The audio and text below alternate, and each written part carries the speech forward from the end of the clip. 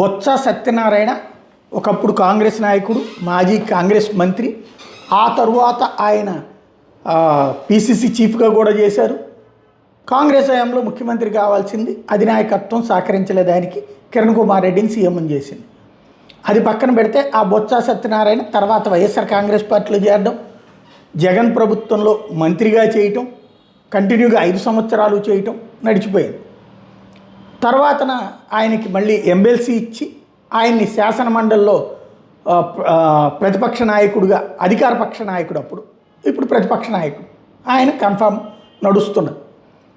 ఆయనకి ఏదైతే brain stroke వచ్చిందంటూ ఆసుపత్రిలో జాయిన్ చేయడం, ఆ జాయిన్ చేసే లేదు ఆయనకి బ్రెయిన్ స్ట్రోక్ కాదు కానీ అనారోగ్యం చిన్నపాటిది వెంటనే హైదరాబాద్ హాస్పిటల్లో చేసాం, ఏ ప్రాబ్లం లేదని చెప్పారు.